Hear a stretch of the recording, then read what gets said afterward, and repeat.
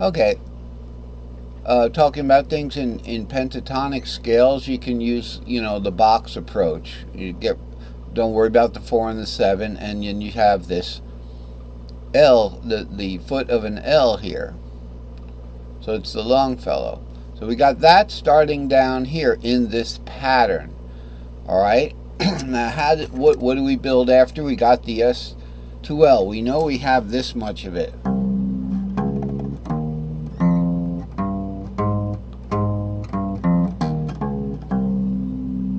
Okay. We're going to keep going sequentially. Just a little mention. As we go up the scale, it's always sequential. So it'll be 6, 7, root 2, 3, 4, 5, 6, 7, all the way up the line. If we started here on, let's say, in the key of C on the piano, it's easier for me to reach it. But that's not the reason why I play in C. I can understand it easier. 6, 7, root 2, 3, 4. And what I'm saying is, if I just go up this,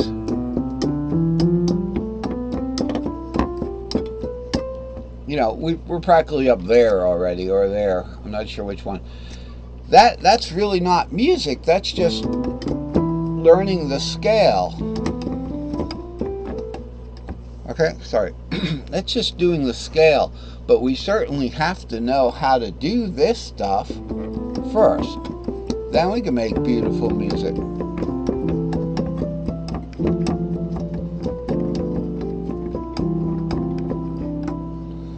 I can do that on the piano. I don't know how to do that on guitar yet. And I wasn't, I've tried it, and I wasn't sure whether I wanted to duplicate everything that I could do easily on the piano on the guitar, and vice versa.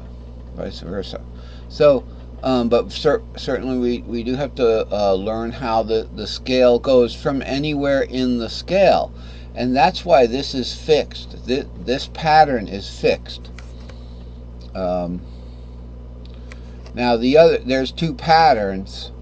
This one works everywhere. Okay, if you want to learn one pattern, learn this one. It's just that this one's a little complicated because it's got the the way that I've laid it out. It's got the substitution. The S3XL substitution here. Here's the S3XL. Okay, where did that come from? Right here. When you take the little guy, the S2L, and you put it up here, you put an S2L here, and you put an S2L there. Okay, then we've got the other part of the scale. Remember I said this was only part of the scale. This is the other part. So root goes to 2, 3, 4, 5, 6, 7, R2. So we have that guy up here, and when we put the S3L down here, I call it the S3L, put them both together, you get the middle part, 5, 6, 7, root 2, 3, 4, 5, 6. And guess what? Those guys are the two majors.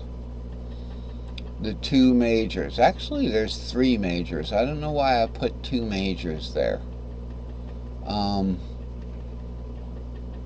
This is a major. So that is a mistake. That is a mistake.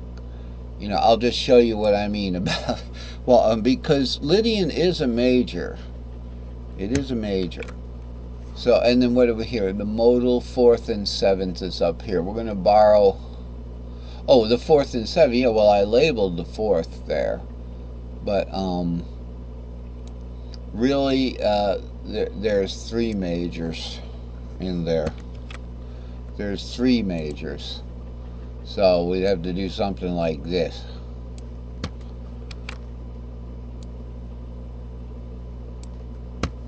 There. The three majors. You see that? Alright. So we get the three majors from the middle part of the S3XL right there. Okay. And it's the way that this is laid out that we've got the S2L on the bottom, and we go into the S3L as if we were going to do the short stack. All right, that's a different substitution. But right here, here's the short stack. This also works, but only up on the neck at least 1/2 a fret nut. So if you see a pattern like this, where you just got Longfellow here, you know, and you got the mini 7L here, so you got the foot of the L here, and then you got the 7. That's why I got the 7 and the L, because the 7 part is, you can take this long part here and put it up here and call it the kind of the roof of a 7, and then this is the vertical. Once you just stack one on top of the other, on top of the other, on top of the other, but you have to be, I guess, if you count 6 strings, 1, 2, 3, 4, 5, 6, you have to be at least on the F to do that, or else you'll just, when it wants to go to this 7 and this 3, okay, once you warp it over, you can do it if you start on the 3. When this warps over, because of the tuning, okay, because of the tuning, you can warp that over like that. It'll warp over like that, and now you're looking at just a C major scale starting on the 3rd. All right, but you can start on the root. That's what you'll see on the guitar. Okay, however, you know, you're not always going to be starting on the 3 in that pattern. So you start on the 6, you're not going to be able to do that. I don't think so, because this 7 isn't going to warp over, because these will become the top 2 strings. The 7's not going to warp over. So a lot of people think that the 6/7R being the G shape, you know it's the G shape because it's got R on the 3rd note. Now this is key of G. Actually, this is E flat with mine, but the G shape on the bottom, no matter what your guitar tuning is, okay, you're not going to be able to reach that 7 down there, because it doesn't warp over. So this pattern works for any of its members as long as you're at least one fret up. Now this is a repeat of the pattern, so you might say, wait a minute, this is going over 2, but this is where the pattern repeats. If you started down here, you only got 6 strings to play, right? To play. 1, 2, 3, 4, 5, 6 there, so you're not going to end up going over again. All right. So if you're starting at least from the F, and then in mine it would be the gosh, it would be like the D flat, because I'm down tuned 2 whole steps.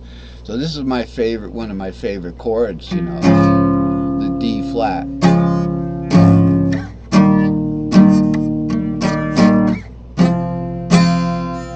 Because I do a lot of this F minor stuff.